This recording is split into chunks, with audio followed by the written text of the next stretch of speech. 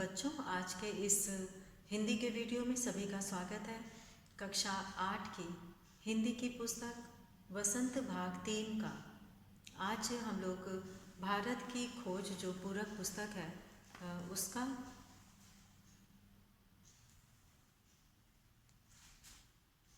बच्चों, आज के इस हिंदी के वीडियो में सभी का स्वागत है। कक्षा 8 की हिंदी की पूरक पुस्तक भारत की खोज का हम लोग तीसरा अध्याय पढ़ने जा रहे हैं, जिसका नाम है सिंधु घाटी की सभ्यता। तो सिंधु घाटी सभ्यता ये तीसरा पाठ है और इसके अंतर्गत विभिन्न शीर्षकों के अंतर्गत हम लोग पढ़ेंगे और इस पाठ के माध्यम से हमें सिंधु घाटी सभ्यता में भारत के अतीत की जानकारी मिलती है, जिसके चिन्ह सिंधु में मोहनजोदड़ो और पश्चिम पंजाब में हड़प्पा में मिले हैं और इनकी खुदाइयों के माध्यम से हमें इतिहास के बारे में पर्याप्त जानकारी मिलती है। तो सिंधु घाटी सभ्यता जो है वो इसके माध्यम से हमें प्राचीन चीज़ों के बारे में जानकारी प्राप्त होती है।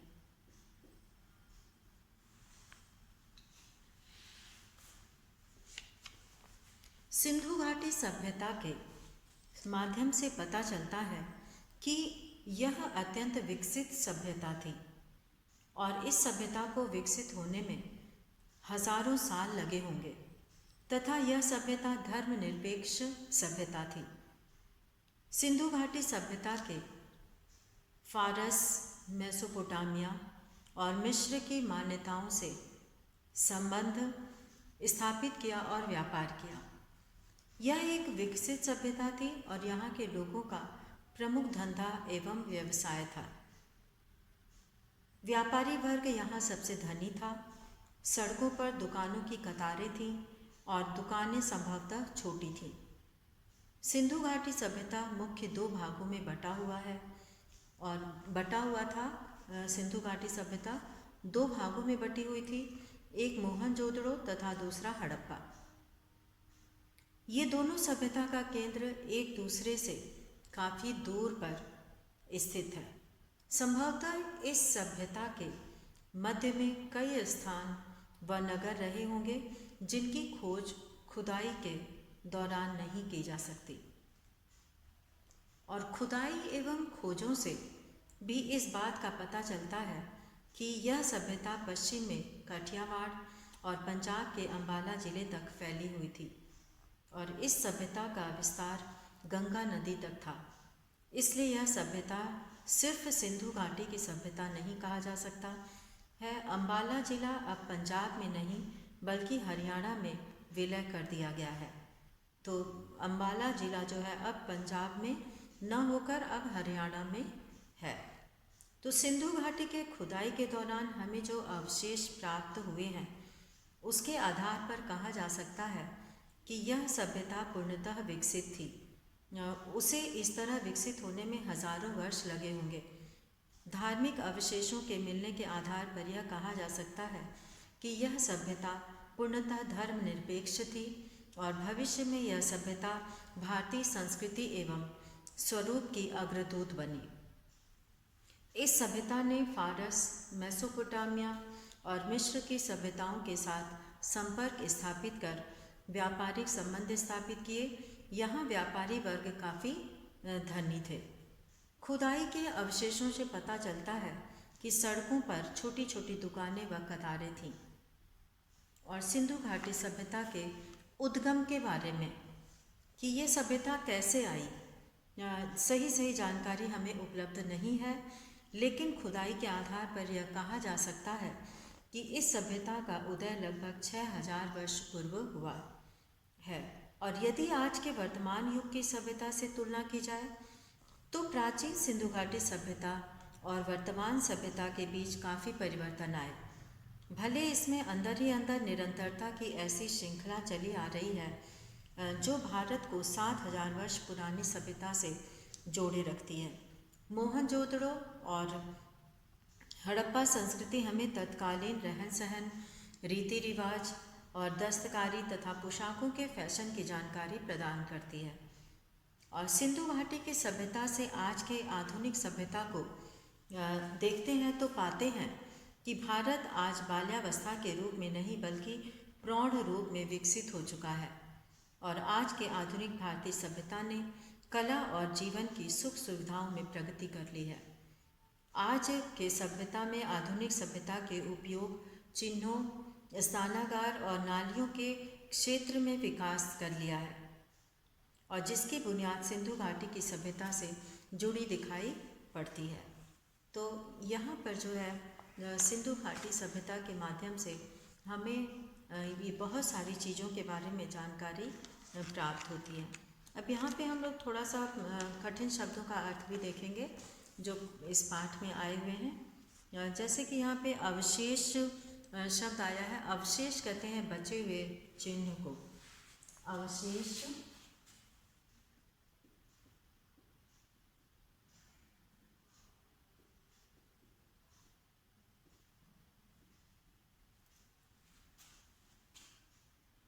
बचे हुए चिन्ह, निशान जो बचे हुए होते हैं उनको अवशेष कहते हैं। और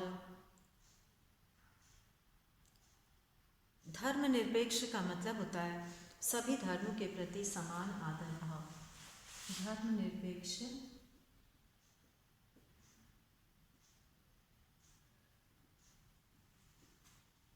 सभी धर्मों के प्रति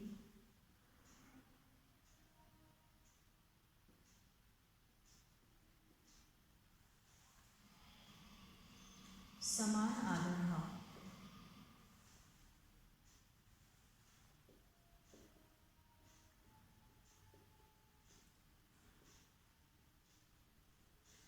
सभी धर्मों के प्रति समान आदर भाव। और यहाँ पर धनाढ्य का मतलब होता है अत्यंत धनी।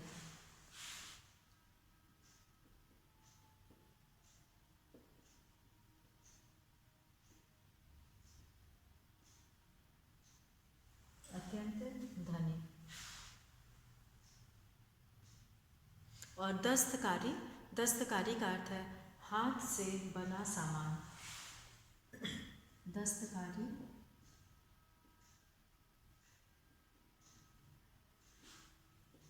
हाथ से बना सामान, जिसे कि हाथ से बनाया गया हो।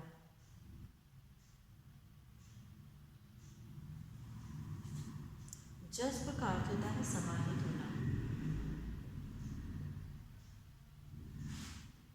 मिल जाना, समाहित होना, मिल जाना। और पल्लवन का अर्थ होता है बढ़ावा देना, पैदाइश। पल्लवन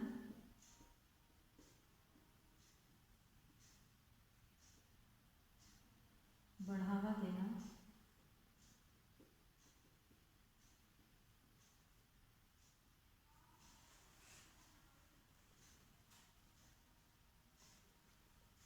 पैदाइश भी कह सकते हैं।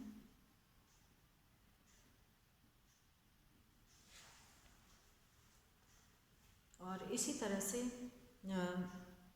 उषा काल, उषा काल किसी भी चीज़ का उषा काल कहने से मतलब होता है शुरुआत से, क्योंकि उषा काल सुबह के दिन की शुरुआत जो है इससे होती है, तो इसे शुरुआत कह सकते हैं।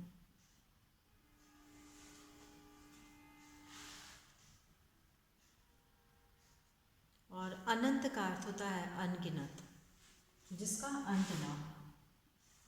अनंत अनगिनत अर्थात जिसे गिना ना जा सके, जिसका कोई अंत ना हो। और इसी तरह से यहाँ पर सजग का अर्थ होता है सतर्क रहना। और दृष्टिकोण कहते हैं नज़रिया को। दृष्टिकोण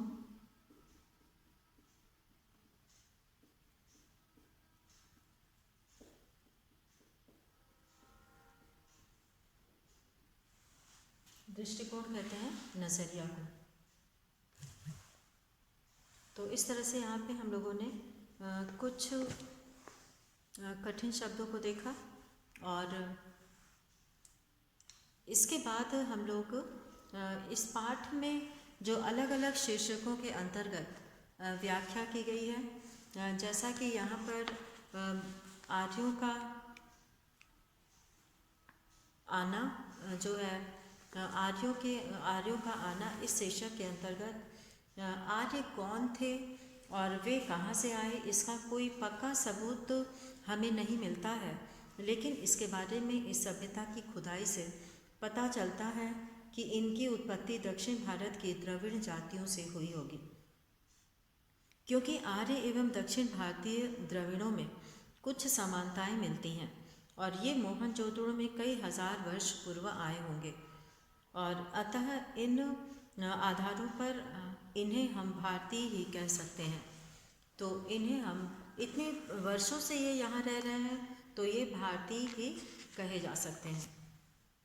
और इसी तरह से यहाँ पर सबसे बड़ा जो सांस्कृतिक समन्वय हुआ और मूल जोल भारत से आने वाले आर्यों एवं द्रविड़ जातियों के लोगों के बीच हुआ और बाद के युगों में बहुत सी जातियाँ आईं, सब ने अपनी अपनी सभ्यता की छाप छोड़ी और सभी घुल मिल गए। और जो अगला इसमें शीर्षक दिया गया है, प्राचीनतम अभिलेख, धर्म ग्रंथ और पुराण। तो सिंधु घाटी की खोज से पहले वेद को सबसे प्राचीनतम ऐतिहासिक ग्रंथ माना जाता था, लेकिन वैदिक काल के निर्धारण में भी विद्वानों का अलग अलग मत है। भारतीय इतिहासकार इसका काल सबसे पहले मानते हैं, तो यूरोपीय विद्वान इसकी उत्पत्ति काफ़ी बाद का बताते हैं। तो अब ऋग्वेद की रचनाओं का समय ईसा पूर्व 1500 मानते हैं। और भारतीय वेदों पर ईरान की पूरी छाप है। माना जाता है कि आर्य अपने साथ उसी कुल के विचारों को लाए जिसमें ईरान में अवेस्ता धार्मिक ग्रंथ की रचना हुई थी। तो और वेद जो है वो विद धातु से इसकी उत्पत्ति हुई है और जिसका अर्थ है जानना, और इसमें जो है अपने समय के ज्ञान का संग्रह करना, और इसमें मूर्ति पूजा और देव मंदिरों के लिए कोई स्थान नहीं है। आर्यों ने अपने उमंग पूर्ण जीवन में आत्मा पर बहुत कम ध्यान दिया। मृत्यु के बाद किसी अस्तित्व में वे कम विश्वास करते थे। वेद यानी कि ऋग्वेद मानव जाति की पहली पुस्तक है। इसमें मानव मन के आरंभिक उद्गार मिलते हैं, काव्य प्रवाह मिलता है। इसमें प्रकृति के सौंदर्य एवं रहस्य के प्रति खुशी तथा मनुष्य के साहसिक कारनामों का उल्लेख मिलता है। तो इस तरह से यहाँ पर भारतीय संस्कृति की निरंतरता, यानी कि यहाँ की संस्कृति जो है वो उसकी विशेषता रही है कि 3-4 हजार वर्षों से यह लगातार अपनी संस्कृति को अपनाए हुए है और यह समय समय पर हुए परिवर्तनों के बावजूद बनी हुई है। यहाँ का साहित्य, दर्शन, कला, नाटक, जीवन के तमाम क्रियाकलाप विश्व की दृष्टि के अनुरूप चलते रहे हैं, यानी कि यहाँ की संस्कृति जो है वो अपनी पहचान हमेशा बनाए रही है। यद्यपि इसी समय में सामाजिक कुरीतियों के रूप में छुआछूत देखने को मिलती है जो बाद में असहाय हो जाती है। बाद में जाति व्यवस्था का विकास हुआ और इस प्रथा से कई जातियों में समाज बंट गया और समाज में ऊंच नीच वर्गों में भेदभाव होने लगा। तो ये सब जो है इस प्रकार प्रथा द्वारा, यानी कि छुआछूत की जो प्रथा थी, इसके द्वारा समाज को प्रभावित करने के बावजूद भी भारत हर क्षेत्र में विकास के पथ पर बढ़ता रहा व बाहरी जातियों, ईरानियों, यूनानियों, चीनी, मध्य एशियाई व अन्य लोगों से उसके संपर्क लगातार बने रहे। वेदों के बाद उपनिषद का नंबर आता है।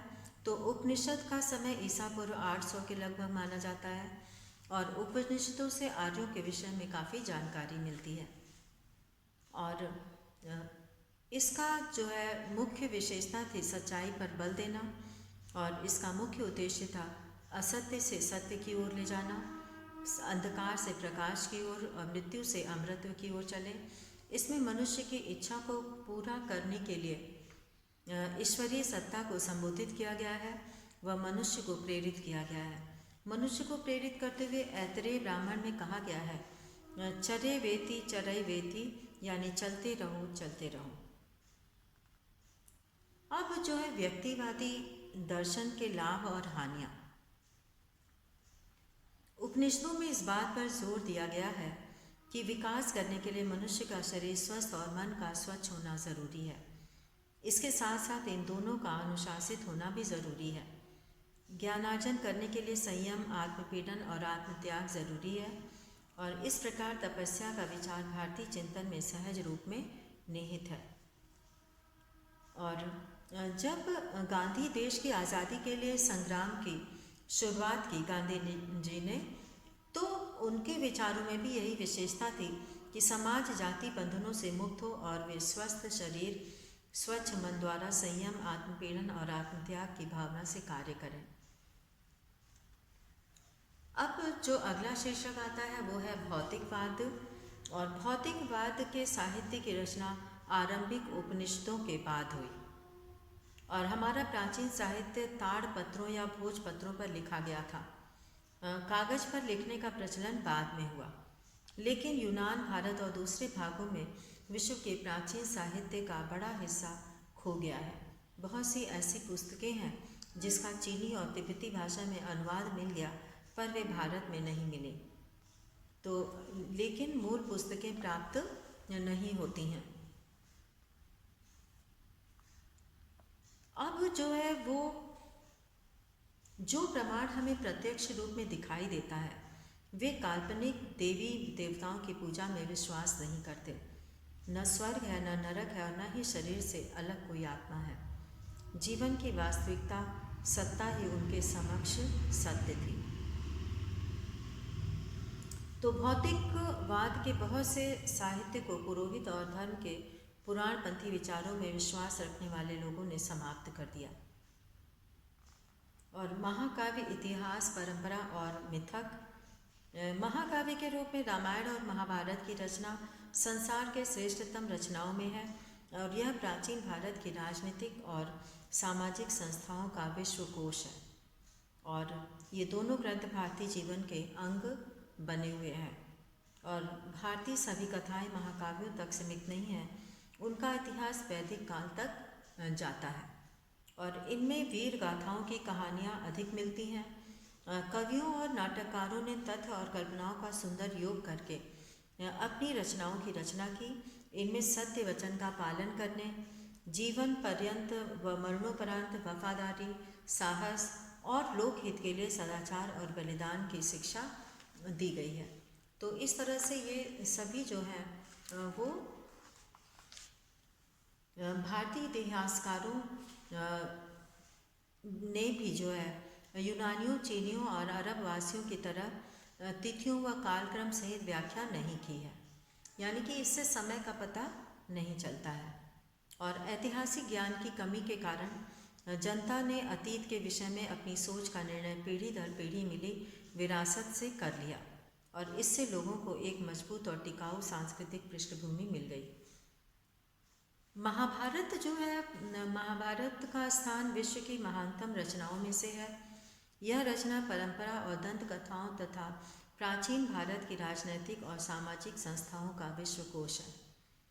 भारत में इस समय विदेशियों का आगमन होने के बाद विदेशियों की परंपराएं तथा अनेक रिवाज यहाँ के बसे आर्यों की परंपराओं के साथ मेल नहीं खाते थे। और 11वीं शताब्दी के आसपास जो है महाभारत का युद्ध हुआ होगा, ऐसा अनुमान लगाया जाता है। और धर्म को इसमें महत्वपूर्ण स्थान दिया गया है और कहा गया है कि धर्म के बिना मनुष्य को सच्चे सुख की प्राप्ति नहीं हो सकती।